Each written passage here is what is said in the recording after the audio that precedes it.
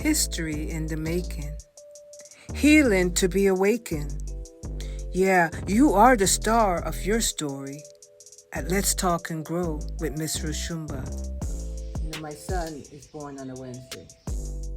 Seen and felt because they are the largest group. And so my we got your back. No, we're not perfect. So now you know it's time to grow at Let's Talk and Grow with Ms Roshumba. Let the healing begin. Greetings, and welcome to another session of Let's Talk and Grow with Ms Roshumba. Greetings, my earthly family. I want to welcome all of you to another segment of Let's Talk and Grow. I am your host, Ms Roshumba. Give thanks to our Creator for which a space has been etched out for us this day, to build on yesterday's, that which is good, and to make today better as we talk it out. I have a quote for you today, and it goes like this. It is the dust and blood of those children lost to the night, taken in their prime, harvested from Mother Africa to build empires in foreign lands. That was done anonymously. And so it kind of touched me because when I think of who we are spread out in the diaspora, we are those children. So I'm doing my part today. I have a guest sitting here, as you know. And isn't she beautiful, y'all? Isn't she beautiful? Thank you. You too. You too. Thank you. Well, my guest today is Liyea Carpenter. And we're going to get to know her and her story today. The topic will be, she says yes to life. She says yes to life and all that it stands for. So my aim and duty are to open our minds to different ways to empower and grow by the unique conversation that my guest and I will discuss. Our life's journeys, combined with success, and even what we may be considered failures, just adds to the flavor of our human spirit. And through it all, grow we must. Through one guest, one conversation with real life experiences that connects us to the past, present, and most of all, to each other. So I invite you all to listen in as we talk it out. All right. So there's a little ritual I tend to go through as I do this. I'm nearing the 2-year anniversary of my show, folks. And so I've gotten better. And I hope you know that, I'm learning as I go along too. When we have our work to do, we step into it and we do it courageously. So here's a little intro for you for my guest here. So I'm going to talk it out with Miss Liyea Carpenter. She's young. She's intelligent, mixed with beauty. She's conscious and courageous when facing the future. She belongs to a tight-knit family, and they too belong to her. She leans into the future with pride and determination, for she has begun the planting of her own seed, a son. She does not fear knowledge, for that is why she sits with I this day. For to be young African-American woman is to wear a cloak that has seen many lifetimes of pain and unfair challenges that are passed from one generation to the other. And like all women, the gift of life is a reminder that we're here to make a difference, irrespective of our lot. So that's the intro for you That today. is so beautiful. I've never had anyone write anything about me like that, so that was lovely to hear. Thank you. Well, from the day I met you, I sensed that. I sensed that energy about you. You know, and when we spoke a day or so ago, I thought you were older, but it's your energy that's older. It's your spirit that's older. It's your spirit that speaks of ancient times. You know? Thank you. So welcome, Liyea. Welcome. Thank you for having me. All right, folks. You know, I'm back to my traditional little iPhone. Yes, you know, no matter what, though. we still gotta get it. It looks good. So I'm gonna start by asking some questions to you today. Go ahead. And the first one is, tell me why you were excited and open to tell your story today. Well, that's an easy question.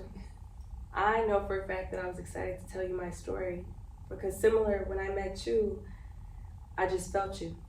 And I felt that you understood me. Yes. And we kept going back and forth. Yes. And I was sharing that, oh yeah, I love reading books. Yes. And then you tell me you love reading books. So I'm like, who is this lady, you know?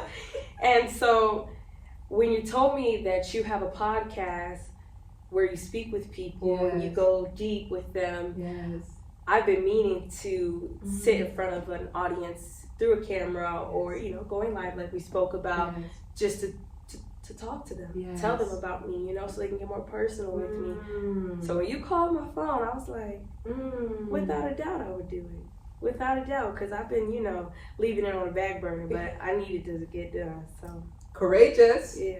Courageous and determined to let you all know who she is. Yeah. She's the young one from the 21st century.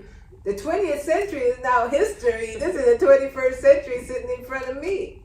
So thank you for that, because in return, you gave me a compliment. Thank you so much. And so, to whom do you wish would benefit from hearing your story today? I want it to be a mix of people. Okay. I'm hoping the youth, people who are my age Yes. and older, hear me and feel me. Yes. And what, I guess you could say how I perceive life and how I choose to walk through it. Yes. I hope that they benefit. Yes. So, folks, I hope you can hear her because she's a gentle too. You know, I always feel like I'm yelling. I'm gonna have to talk louder. But I'm gonna quiet myself a little bit today, and I'm gonna make sure you hear her voice today, because she is gentle and feminine, and you can see that energy radiating. You see, our society have a way of not believing that the Black woman is feminine. You know, because sometimes we carry so much, you know, but we wear many hats. You know, sometimes we got to lean in a yang way, and other times we're just as feminine as a feather. So we're going to touch on some, you know, nice conversations, because she says she's talking to the youth. And elders, you know, I know you're going to be listening in, because we want to hear from the youth. We want to hear them tell us their hearts, feelings, what they're feeling, what they're thinking from day to day. Because, you know, you must not forget that you were once young too. That is true. So, what is it like to be a young African-American woman in the 21st century? What is it like to be that? It's awesome. It's awesome. Oh, it's awesome. I wouldn't have it any other way. Huh? I wouldn't say anything about it is easy. I wouldn't say it's the most desirable life to live, but being Black and a woman has showed me who really cares for me, you know? No one that's in my life is around because I guess you could say it's unnecessary for their presence to be there. No, yes. I have good people around me, and it's taught me how to really embody my inner goddess. Yes. That lives within me. Right. All my life, I guess I was used to hearing, "Oh, you're not beautiful enough because you're darker," or "You should straighten your hair. You know, it's easier that way." So it's been a long journey on how to love myself, but once you get there, oh yeah, there's no stopping it. So. Wow. So you love yourself. I do. Yeah. I do. You appreciate all that is you as a Black woman, young woman. I do. That's beautiful. I do. You know, because we live in a society that does not celebrate our color, No, our hair. but I celebrate me. Yes. Yeah. You know, and sometimes even within our own families we find division because of that, because unfortunately they've learned from the past. Yeah. You know, and sometimes they have not been able to work it out. But you know, it takes courage to see our own beauty, and for you to already understand that young, you know, because we are bombarded with the television of everyone but us. Oh, especially that. Social media really captures what beauty may look like to the mass. It never really shows you the darkness, the complexions. There's so many tones that beauty comes in, so many sizes, and it's not captured. They want everyone to look alike, but that's not where beauty is. Beauty's unique. So the messages that affirm your beauty, does that come from, is it social media that you see that mirror? Or is it just in life, just as you move around? Where is it that you get the affirmation of, other than from yourself?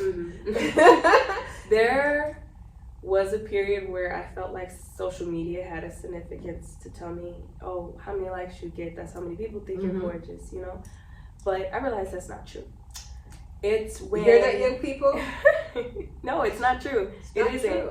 No, it's when you walk down a hallway or you enter a door and people take that time to look at you. Sometimes they tell you that you're beautiful without telling you. They say it with their eyes, they say it with their body tone or the initial reaction.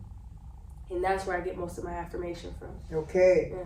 For the community and people that you're around. Yeah, me too. You know, Yeah. I look in the mirror, I'm like, oh girl, you look good. You look great. You look great. But it means a little something when other people recognize it too. So, of course, because, you know, we may not say that we get up and dress and we do these things because we want the mirror of humanity to see us. Yeah. And for far too long, they've only seen us in a subjugated way. Yeah. You know, a shadow of somebody else. You know, I wouldn't even get in my story, but I'm gonna touch on it a little bit. When I'm an immigrant, and when I came to America many moons ago, you know, it was a challenge to be loved by my own community of color. Yeah. Because we were having such a challenge just dealing with who we are. So anytime we see each other, which it still happens now, I can see a sister and she'll look away everywhere but at me.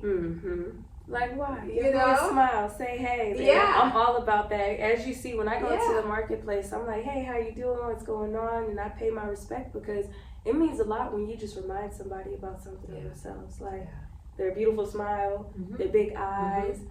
And when they, especially if they don't know you, they know it's genuine. Exactly. So I try to give that as I walk. And the reason why you're able to do it, Liyea, probably is because of your internal confidence. Because for those women that weren't able to see me even now, and you know, and I see them because I feel I'm healed. So for those that you know don't see me, I know I have a responsibility to say, hey, I see you. Because it's not about me, it's about how they feel about themselves. So she's talking to a lot of the young girls, but you know, this should resonate with the older women too. That, you know, when you feel good about you, you will see your sister. Yes, you will see your sisters, you will see the young women. You won't compete with them, you will cooperate with them, you will support them, you will even give them some of your wisdom if you've come to it. So 21st century is going to be an interesting time. Isn't it? I see it all around. Yeah. And so you're beginning life's journey as most of us women of color have. And that has been, you know, to be a single mom. To be a mom at an early age changes the trajectory of our life. So I'm going to, you know, because I too was a young mother, even younger than she when I became a mother. Okay, I would say it. I was 17. All right. Yes. Ain't nothing wrong with that. Well, there is something wrong with that. what I mean is everyone has a different journey. So, and I'm gonna tell you mine a little bit about why I felt like later on that if I had the choice, I would love to have waited. I'm gonna be honest, because when you're young, there are certain things you must accomplish, for yourself before you understand yourself, to share yourself. So, but what I always say is the Black female, she's so utterly beautiful, and she is, I would say, because of me, that when she buds early, more so than any other woman. That's part of being the first in creation. Look it up. And so she could have children sometimes before many other women of other cultures. When we understand that with young beauty, the blossoming of a flower, it takes a whole community and a nation to protect her, to make sure that she doesn't get swept into a journey that she may not have in mind for herself. And so I would like to say that that's part of the upset that has occurred in our community, our world, being in the diaspora and not in the culture of Africa in which we are accustomed to. Don't get me wrong, because now I could go down another road, because there are women in Africa that marry early. They're promised to their men at 13, 14. So Africa has 54 countries. So now I'm teaching history. And therefore, in each country with different cultures, people do things differently. I'm just speaking, in general. Yes. So, getting that out the way. You had to say that. You had to let that out. I had to say it, because I hear all kinds of people say, you know what? Hey, what is she talking about? But, there's more than one way to skin a cat or a chicken. You tell the truth. So tell me what made you decide to, what happened? Like with having my child? Yeah. What was your dream for the future? Because we're going to educate some of those that are coming up. Yeah. Okay. So my dream for my life, I always knew I never wanted to live the white picket fence life. You know? I never desired that. It seemed too easy growing up. Going to college and getting a job, then finding my mates and making a family, it just seemed too easy. Okay, that's the traditional. Too straight cut. So I was like, I'm gonna try a different attempt at it. So by chance, I figured out about my dream job when I was working somewhere else, and that is real estate. Okay. So because that's what you do now. Yes. You're a real estate agent. Yeah, I figured out that I wanted to do that when I was about 16. Okay. So I've been dedicated to this since I was 16. And I remember when I was working at Starbucks, and I was like, I can't do this job no more. I just can't. And some guy pulls up in my favorite car. I'm like, hey man, what do you do for work to get this job? He says he's a realtor. It sends me down this rabbit hole of real estate. And I'm like, I could do that. I love people. I love talking to people, and I could finally put something about myself to use, in a way that I enjoy. So I ended up in California by chance, and for a very long time I was pursuing a career. I went to several classes, got my license, I pursued it, and I believe right around the time I was ending my real estate course, I figured out I was 2 months pregnant. And I was like, ooh. Whoa. I was like, oh, this is going to be different. I had it all planned out, but I didn't imagine a child in the picture yet. So, at least on my own. You know? Right. So once I figured out I was 2 months pregnant, I wasn't sad. I started scheming. I was like, how can I move this in the right way for the both of us, you know? So I never stopped. It made me go harder. People would see me sometimes working. They'd be like, hey, aren't you about to have that baby girl? You finna pop. Slow down. But before I met my son, before I saw his face, I'm like, he needs to know, he needs to hear, and he needs to feel the dedication that I have to make sure this works out in our favor. Now I'm a single mother, so I didn't expect it to be that way. I never wanted my son to be a statistic where he didn't have a father in the household or, his mother just... I guess, received assistance and never tried. So I'm making my goal every day to get up and strive towards something bigger for the both of us. Okay. Yeah. So you, it was not planned. Not at all. Okay, but it was love. Love took you down that road, because we want to kind of touch on that a little bit, because you know, we all have that story, you know, and to make her a little comfortable, I'm going to share my story. You know, my first child was from my first boyfriend. If that says anything, the first one, the first child. So everything is new. Yeah. Everything is new. Yeah. And so this conversation we're having is important, because there's someone out there that is starting life anew. And there's nothing more precious than first love. Yeah. And I don't know, was he your first love? I don't think so. Okay. You want to know what I think it was? When I moved here, I didn't have anyone. I moved away from everything. From where did you move to come here? Yeah, to backtrack, I was born in Chicago. Okay. And throughout my life, we moved a lot. I lived in Mississippi, Chicago, and Minnesota. So my life was split in between 3 spaces. Yes. I moved here from Minnesota. Okay. And when I was living in Minnesota, that's where I created most of my solid friendships. Right. And, you know, teachers and stuff like that. Very familiar with the space. Then I moved to California, you know, taking a risk on my dream. And when I got here, I didn't know anybody. I had my older sister who was here. So, okay, you came alone, or you came with your family? I came alone. Okay. Yes. I came alone to my sister. Okay. Who ended in California after, you know, doing her 4 years in the military and then moving around a bit. She ended up in California. So no one picked California for all this to begin. We just ended up here. Right. So my sister said, hey, you can come to me. But she was working a lot. She would be gone for weeks at a time. So that's when I got to know myself. Okay. Before then, I was constantly distracted, and I finally got to like sit down and get to know me. Anyway, I got bored. Right. And I started searching for. How old were you around that time? I want to say 19. Okay. Yeah. So.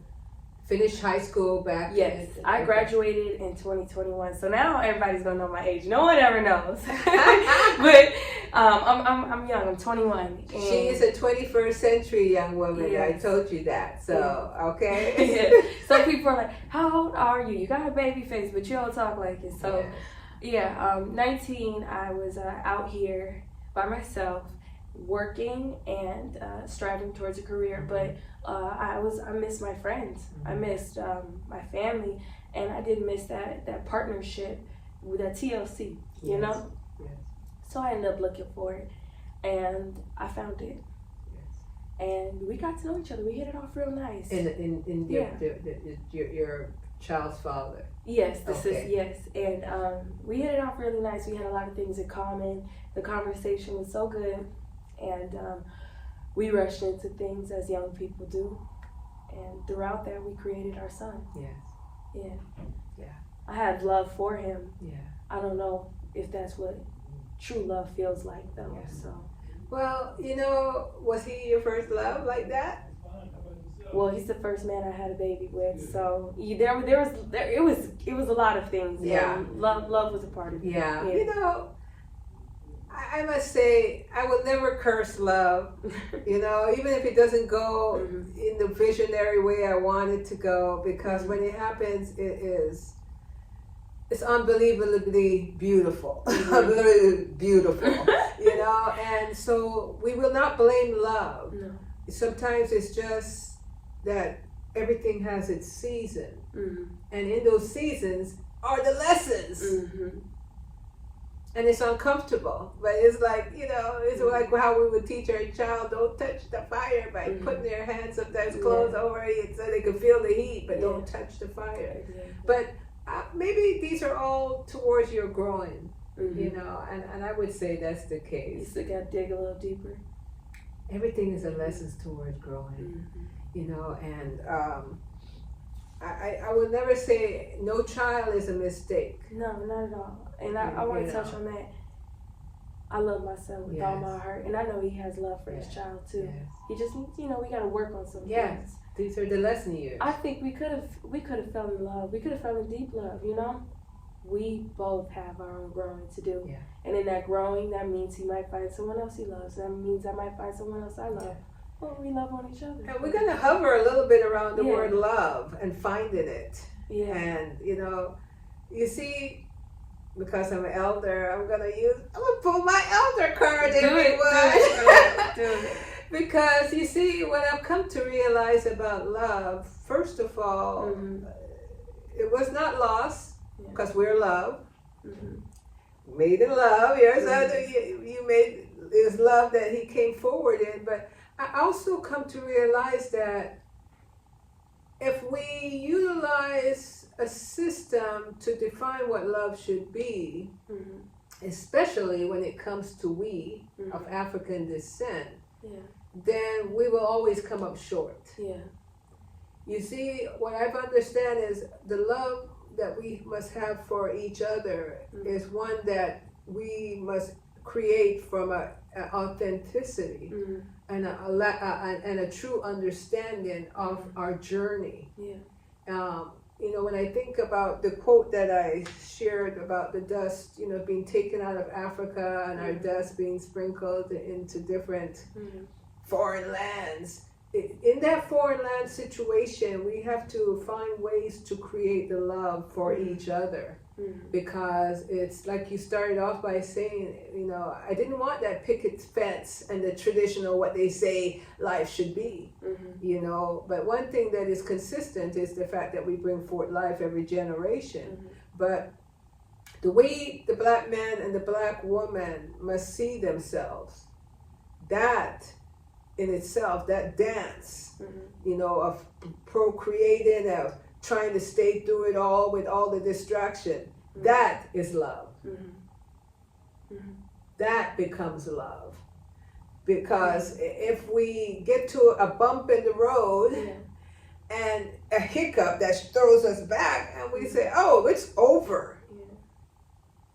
that is not love. And maybe it wasn't in pursuit of love, Mhm. But don't get me wrong, folks.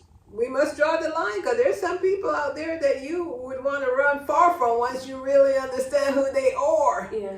And I would say Mhm. that, we learn that now, maybe next, we look into their lineage. Exactly.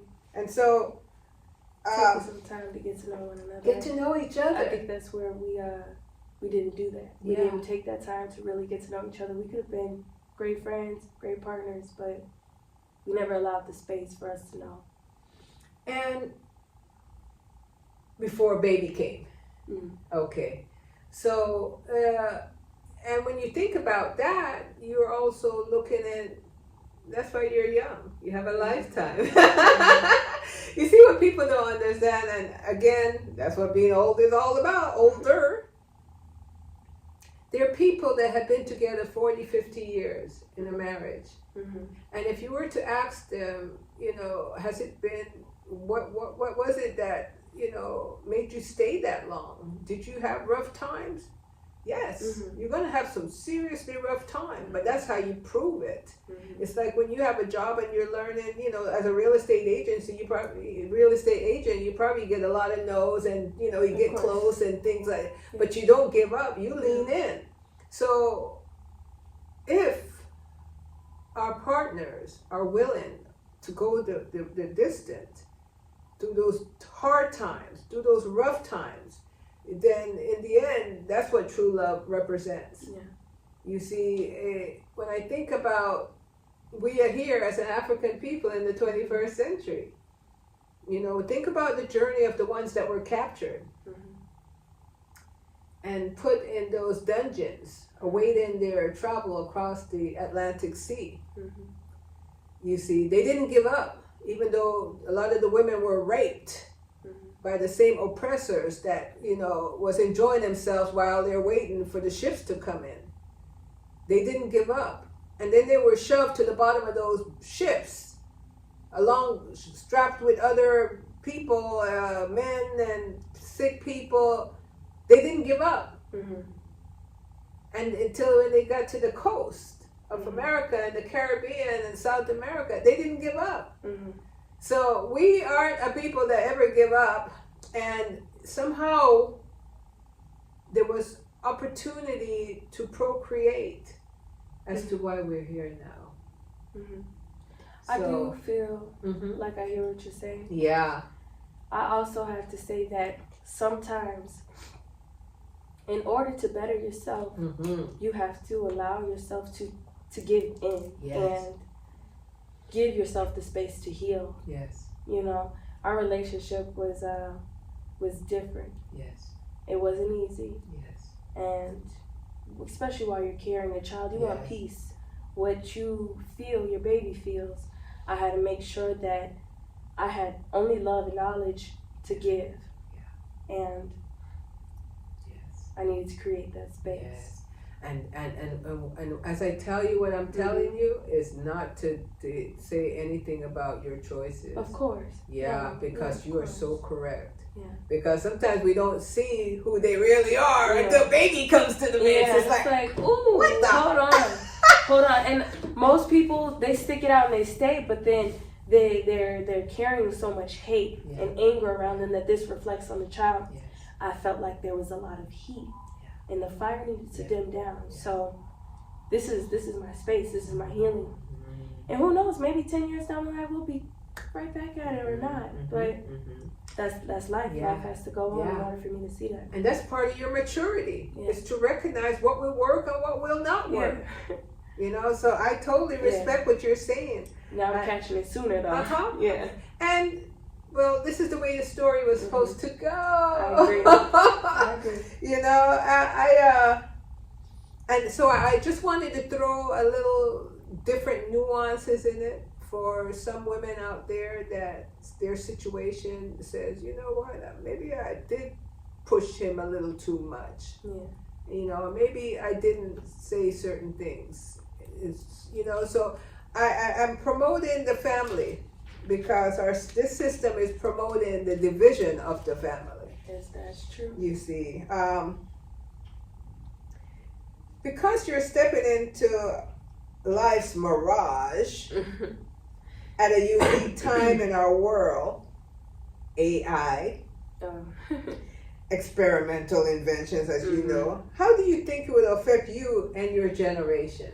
AI, and the mirage of the world, you know, the way technology says, you know, hey, this is what's important, this is what's not. How do you ground yourself to see the truth from the untrue, the real from the unreal? So I like how you bring up grounding.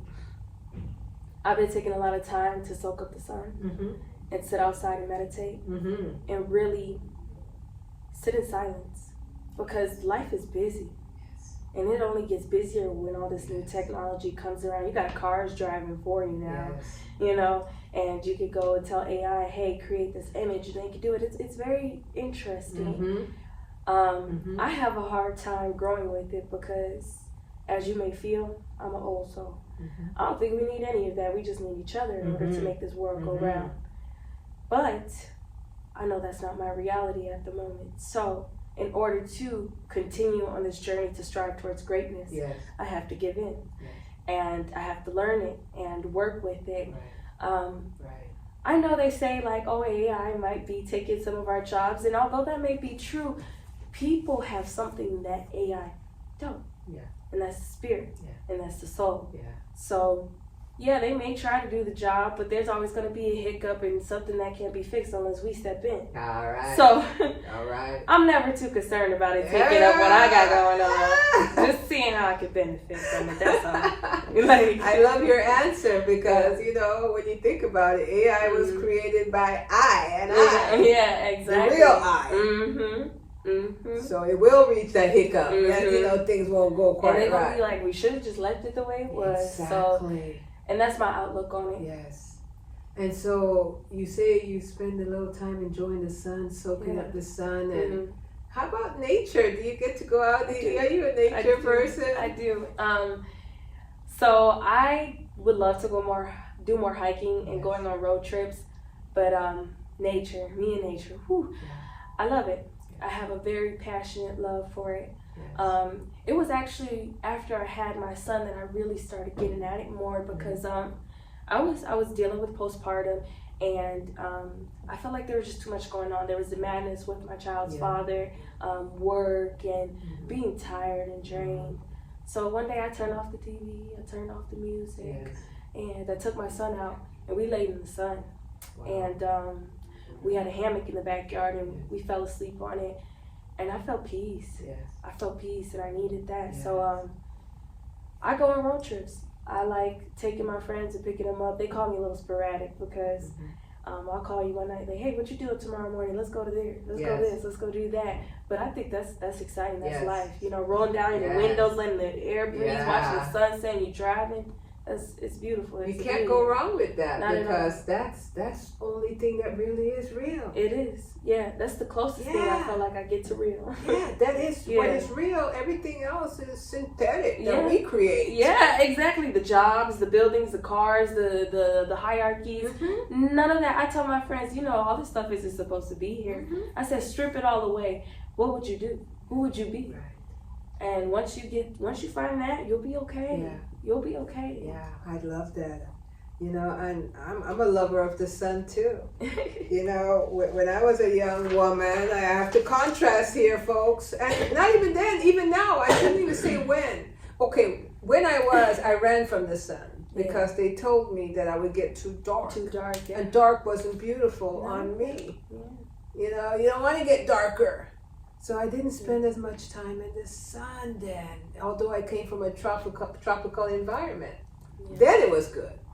But they lied to you. Yeah. And they lied to me. Yeah. You know, because that's where your vitamin D comes from. It is.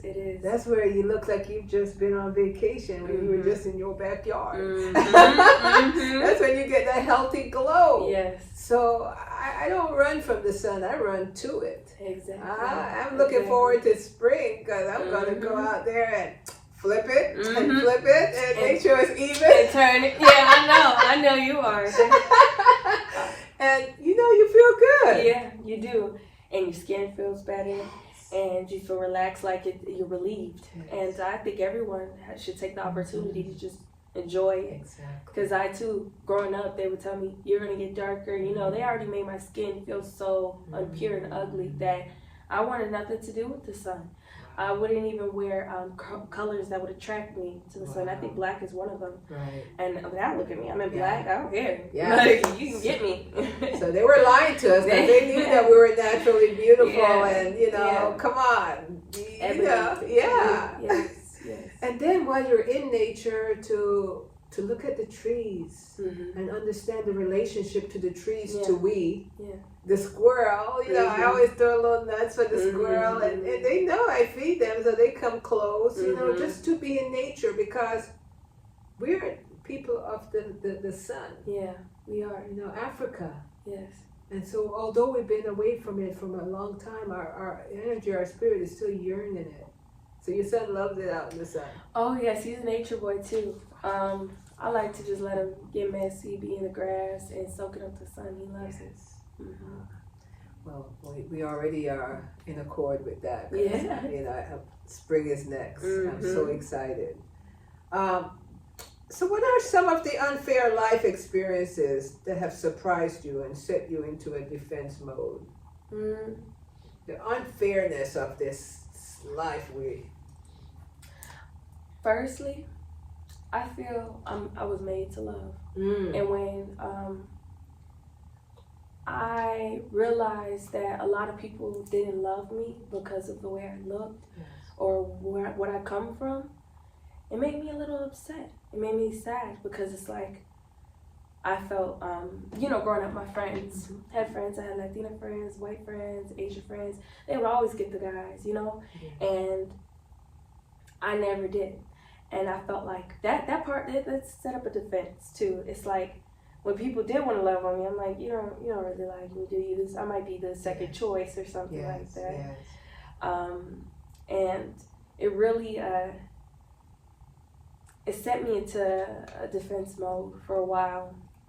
And then also with work, when I would go in for job applications, or my name would be the thing that would mark me, put me in the trash. No, we don't need her. Or when I would come, I would have to come like, this is what I've done, this is who I am, and this is what I can bring. Yes. Whereas person A doesn't have to do the Yes. same things as I do. Audience, you hear where she's going with this. Yeah. And this is a very important topic that we've just began. And so I know you've been already listening in for a good maybe half an hour. And I know you got things to do, so I'm going to pause right there and go to session 2. Because this one I believe is very important, and it's one that we all could relate to in some way or another. So this is segment 1, part 1 of Let's Talk and Grow with Ms Roshumba, and my guest is Liyea, and we're going to come back on part 2 and close things out for you. But we're going to elaborate more on the subject of what are some of the unfair life experiences that have surprised her. And she's already touched on a little bit. So tell a friend to come and listen to part 1, and then part 2 you could listen to together. Thumbs up if you like it. Leave a comment. You'll make me feel good because I've been doing the work. And share. And we'll continue on the other side. And Let's Talk and Grow with Ms Roshumba and Liyea. So now you know it's time to grow at Let's Talk and Grow with Ms Roshumba. Let the healing begin.